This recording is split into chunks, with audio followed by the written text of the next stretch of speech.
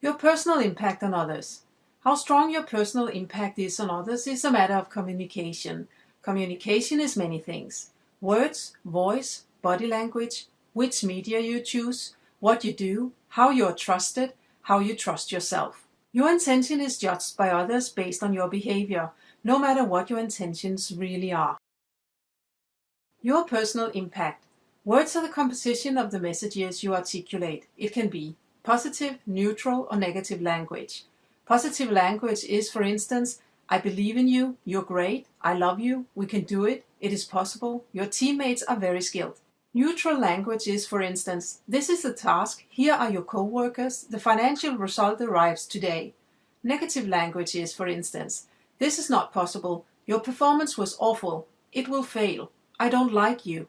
Strong or weak words. Strong words are, for instance, I will, we can, I know, and weak words are, for instance, I will try, maybe, a little bit. Engaging or non-engaging.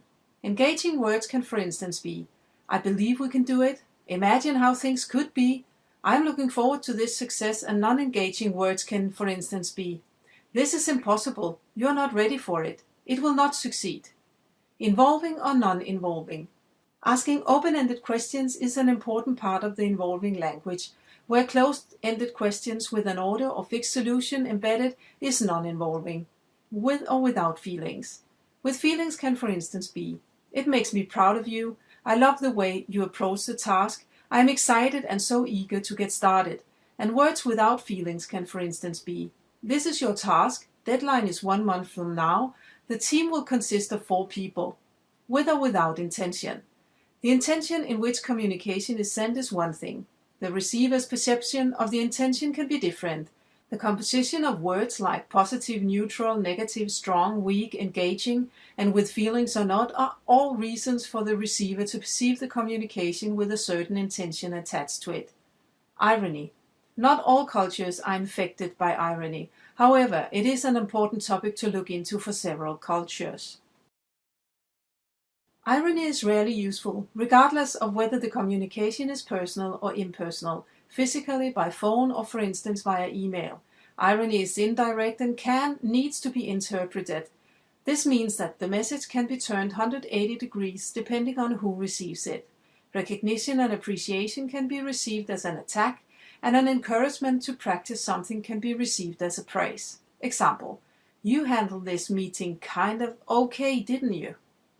It was kind of an act you put up, wasn't it? Does this mean that I've done well or not? Did I handle the meeting well or not? Was I putting on an act? Was I sincere, or did people around me believe that I was insincere? Although the manager believes that the employees know him well enough to know what he or she means, then it seldom is the case. If the manager asks the employees, they might say, of course I knew what you meant, but can the manager be sure? Are the employees dishonest because they just don't want to feel stupid? It is far more effective to say what has to be said directly in an unambiguous way. It excludes any misunderstandings. An argument can be that irony is invented for people to have a back door to slip out of. With ambiguous irony, we can always select one of the two. But of course I meant what I said. Or, but of course I did not mean it. Irony in emails is very rarely a good solution. There's neither voice nor body language to reveal if the manager is positive or negative. It can therefore be even easier to misunderstand what the manager means. Your personal impact. Voice.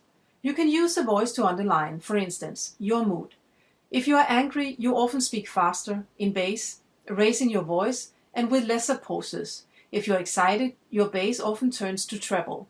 If you're curious, you often speak slower, in a weaker tone and with more pauses. And if you're in a hurry, you often skip the pauses and shorten the sentences. Important parts of the message. You can talk slower or you can accentuate a word or a sentence to get people's attention and to help a receiver remember. You can pause directly after the important part to offer the receiver time to store the important message in the brain. Inspire emotional engagement. Use pauses to get people to create their own story in their head. Once your story leaves your mouth, it is no longer yours. People want to co-create to emotionally engage. Your pause is a starting point. Invite people in. Listen and stop talking. A good open-ended question with a pause after invites people in to co-create solutions. You can also use some music in your voice to invite people in. Try to say come with different attitudes like demanding, happy, sad, curious, suspicious, and find the voice you have that invites people into a dialogue. How you feel about the receiver. If you don't like the receiver, you most probably have a formal, neutral, or suspicious tone with more bass than treble. If you like the receiver, you most probably have an informal, excited, and fast tone with more treble than bass. Your personal impact body language. Body language is closely linked to the bodily kinesthetic intelligence. Every part of our body we're able to move sends a message and gives a reason for other persons to judge our feelings and intentions. We send messages about feelings like happy, care, curious, positive, strong, open, alive, good, enthusiastic, interested, indifferent, afraid, hurt, sad, angry, depressed, confused, helpless, bored, suspicious, or frustrated. The messages about the intentions can be, I want to hurt you, help you, teach you, spoil you, make a fool out of you, or appreciate you. Face. Your facial expression sends signals like how we like the other person, the message, and the answer to a question. A wrinkled forehead can signal that you're suspicious. An open face with a smile is often because you're happy or positively surprised. Eyes. Even with a stone face that doesn't move at all, your eyes communicates a message. Eyes that look up often means that you're recalling a picture or imagining something. Eyes that look to one side often means that you're recalling a sound, a voice, something that was said, or you imagine a future sound, voice, or something being said.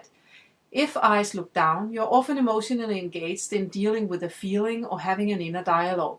If you look directly at a person, you can communicate that you are attentive. If your eyes are popping out when looking directly at a person, your facial expression will communicate how you are attentive, for instance, angry, happy, or curious. Hands. Fists can communicate angry and open hands can communicate care. Shoulders. Hanging shoulders can communicate uncertainty and emotionally affected, and a straight back can communicate readiness and strength. Legs. Straight legs often means being alert, slightly bended knees, being ready and attentive, and standing on one leg often means being bored. We cannot not communicate. Relationship between words, voice, and body language. To achieve even better consistency between intention and behavior, it can be useful to consider words, voice, and body language. It is widely known that words alone are not the most efficient form of communication. There are various views on how much a percentage that words, voice, and body language means to the overall experience that the receiver has. One view could be: in communication, the value of words is much less than we expect it to be, whereas voice and body language count for much more. Whether percentages are exact or not is not so important. The essential point is that we must focus on our voice and body language if we want to communicate effectively. Basically, it is about stressing that what we mean is what we say, and for that person we can use volume, accentuation, and speed of the voice to weigh importance. We can use pauses between sentences for the recipient to have time to understand what has been said, and we can use body language both in the face and the rest of the body to stress that we believe that the other person is important. If the manager does not use body language and a voice aligned to the message, then recognition and appreciation will be interpreted as unreliable and just some words that the manager is saying but not believing. You are in fact really good, huh? You are in fact really good. You are in fact really good. You were in fact really good. Words remain, of course, very important, and the percentage of how much value words adds increases the more clear and direct the person is. Your personal impact, which media you choose. If your message does not need your own strong personal impact, use written communication like letters, SMS, or emails. This can be information that is not need to know for the company's ability to change and perform. If you want to strengthen your message, you can add your voice and use phone or audio records. If you need this message to be understood best as possible, add your body language and use film recording, web meeting, or face-to-face meeting. Your personal impact, what you do, is also a part of your personal expression. Are you doing what you're saying? Are you walking the talk? How are you a role model for the behavior you expect others to have? How are you living the company's values? How engaged are you in the company's mission, vision, strategy, and overall goals? How is the alignment between what you're doing and what you truly believe in? How is your behavior supporting your intention? Your personal impact, how you're trusted. Trust is a prerequisite to being taken serious by others. Work with how you create personal trust and you will see that trust is a prerequisite for getting access to support other human beings to develop themselves, as well as being able to develop yourself. Without trust, help and support are not being received and recognition and appreciation are not heard. At best, you will experience that you do not make any personal difference to the employee's development or your own. And at worst, you will discover that the employee's or your own self-confidence and self-esteem is decreasing.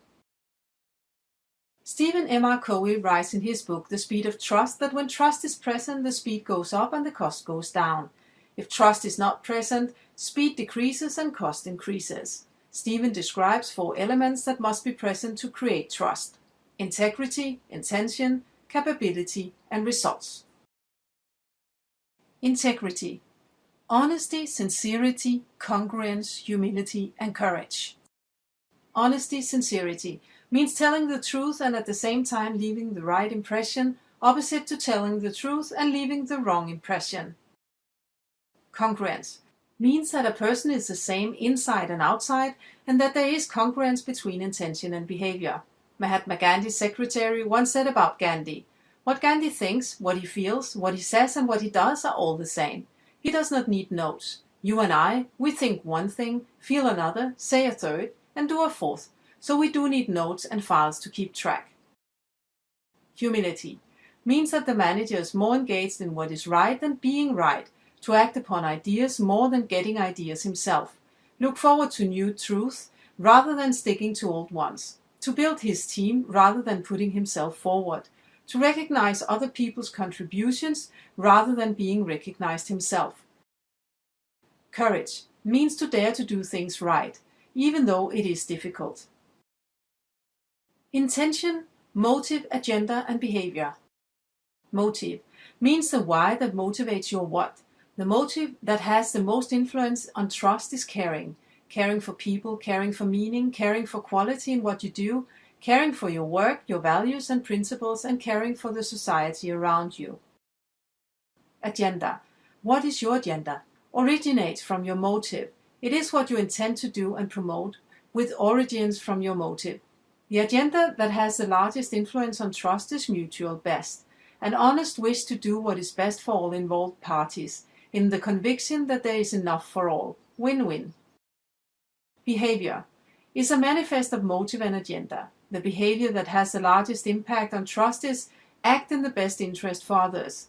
It is through your behavior that you show sincere care and wishes the best for all parties. Capability.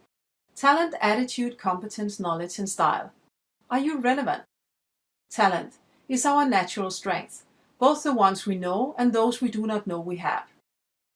Attitude is the way we perceive the world and the way we are. Attitude towards work, life, learning, myself, my strengths, and my opportunities.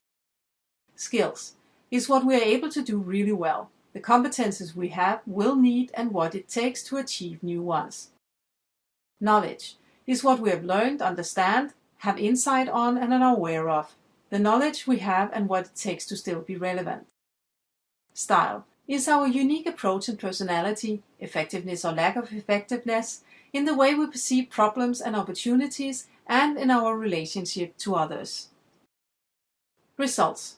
Results are important, which and how, definition and communication of results. What is your track record? Results are important, both from the past, present, and future. If the results are not there, the trust is not either. Which and how.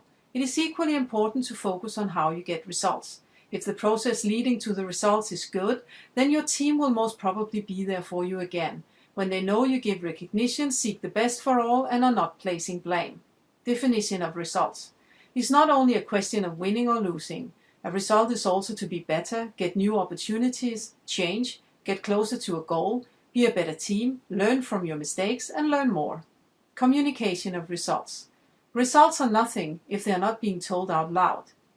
No matter if you know it or not, you're being judged by all 4 elements, and the judgment will reveal the degree of trust in you.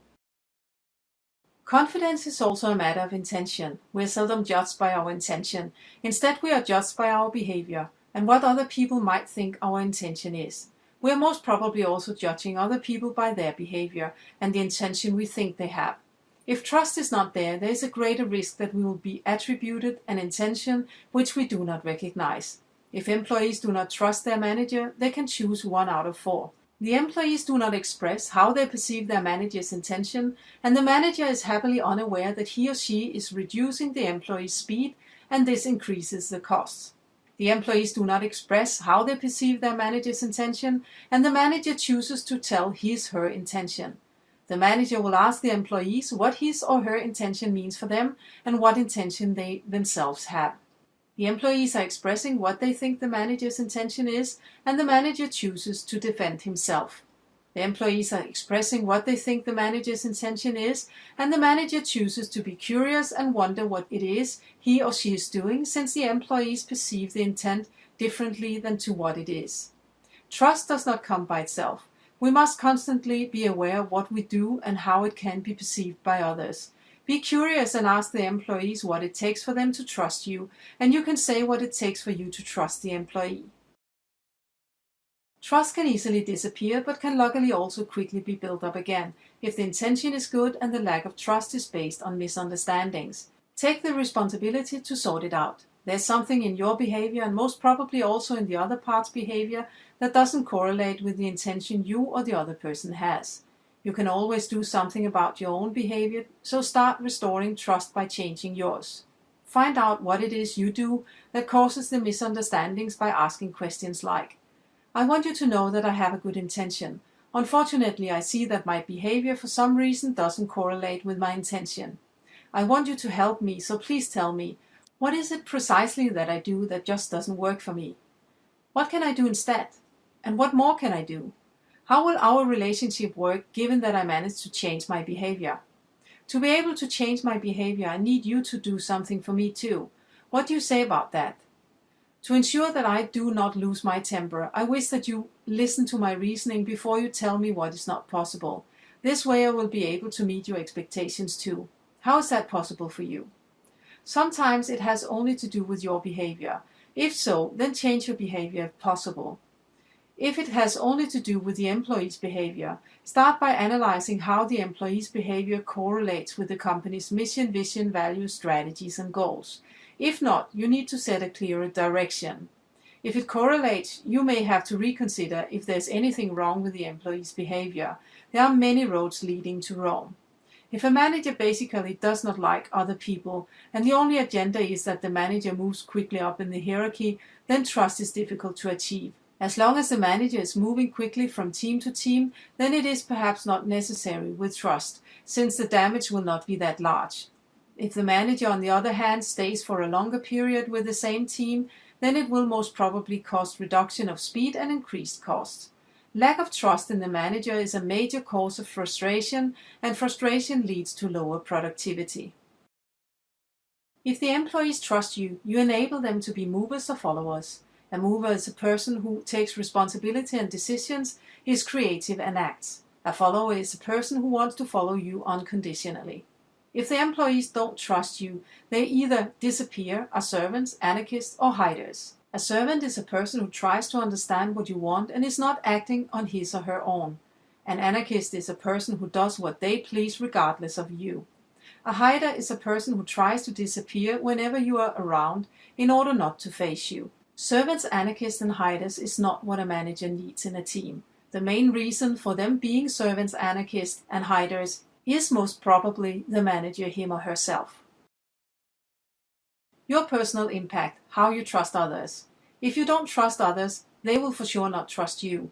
Trusting others is about believing that they are experts at their own jobs, have something relevant to say, are competent, are there because they want to live the company's mission, vision, and values, want to meet the strategy and goals, want to continuously improve what they do, want to continuously improve their behavior, strive to achieve something in their lives, have strong values, want to be co-creators of their own job, are passionate about something, are as great a person as you are meant to do what correlate with their values and competences, are a perfect match for some jobs but not for all jobs. This means that you have the responsibility to help your employees develop themselves and ensure that what they do is according to their values and potential competences. Your personal impact, how you trust yourself. Your level of trust in yourself influences how seriously other people take you and your message. The way you communicate with yourself has a large impact on how much you trust yourself.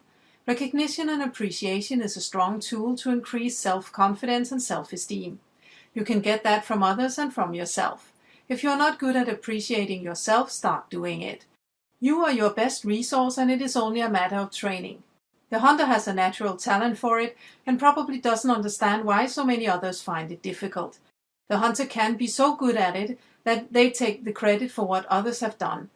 If you're a hunter, you may benefit tremendously by listening to others to get a balanced view on what you should be self-confident about and where you have to work a bit harder. It would help the other profiles if they were able to take credit for just some of what they have done themselves. Too much is too much and too little is too little. Ask yourself these questions. What successes have I had today, this week, month, year, ever? What have I done to recognize and appreciate myself? What more do I want to receive recognition for from myself? How much have I been recognized and appreciated by others? How often do I give others credit for my successes? How often do others take credit for my successes? How often do I take the credit for other people's successes? What does it mean for me that I do as I do? How do my surroundings perceive what I do? What will help me in the future? What is the first thing I will do? What support do I need? When will I do what I have now decided to do? How do I know if I am succeeding? What am I becoming? When we are recognizing and appreciating ourselves, we are able to dare to take on greater challenges because our foundation is stronger, dare to make mistakes because we know that we are successful too, be more at ease in the work we do today since we do not have to deal too much with others' opinions. Instead, we know that our own opinion is good enough. Become happier and more motivated, become more capable and perform even better, improve our health and fitness, be less affected by stress, improve our heart and brain function, have more energy for others. Life goes up and down whether we like it or not. Sometimes we ourselves are the cause and other times it's our surroundings. If we train in recognizing ourselves, then we're able to stand tall in the wind even if it turns out to be a hurricane. It may take a long time to get over a bad period in your life, and it is faster when your foundation is strong. Recognition and appreciation is a strong tool. The question is, can we ask to be recognized? Yes, definitely. There are many who deserve to be celebrated, recognized and appreciated even more than is the case today, regardless of whether they are employees or managers. Most people want to recognize more once somebody needs it. Most people just don't think about it. We tend to focus on what is not working and forget about recognizing and appreciating people who deliver as planned or high perform. Many prefer to be recognized or celebrated as a surprise and can wait, spending years thinking about whether it will be soon. If they wait long enough, then maybe it will happen or maybe not. One day they might need to accept that it is probably not going to happen. The only person we can expect and demand to be recognized by is ourselves.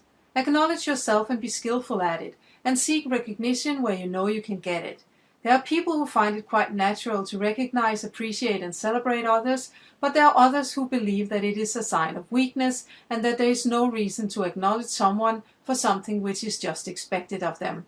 In the last category, we find managers who have a tendency to put the bar up higher for the employee, and when the employee is close to reaching the target, they just set the bar higher. Sometimes just with a shrug of the shoulders saying, "Of course I expect this from you." How do I say what I need? There's only one way. Say it as it is. It is only you who knows what you need. At best, others can only guess. Say what you need in order to be the best version of yourself. Say what you do not need, what disturbs your focus and what reduces your productivity. If others want the best out of you, they must know what kind of recognition and appreciation you need in order to become even stronger and to be able to strive for even greater performance. At the same time, people around you must also know what makes you angry and sad. Stay positive. Your brain works even more intelligently and faster, and your creativity and energy level is higher if you stay positive and happy with what you do. Not everyone acknowledges this, and still it is a fact. If you want to be even more successful, let your positivity be one of your tools. Train your brain to stay positive by remembering what you have achieved. If you have done something successfully, don't just raise the bar before you have felt the satisfaction of success. Praise yourself several times a day, and at least at the end of the day by looking back at the great things achieved. Exercise your brain by listing today's 1 to 3 successes, why they occurred, and what you personally did to make it happen. Another exercise for the brain can be to find the 1 to 3 things that you are most grateful for in your life. You can do that every day, week, or month, and do it so often that you feel the happiness of being you every day. Praise yourself and praise others, and you will see that positivity and happiness is contagious, and people around you will be even more successful. Plan the positivity exercises in your calendar so that you are sure that there's always time for it. This doesn't mean that you cannot be critical. Be critical with positivity in mind.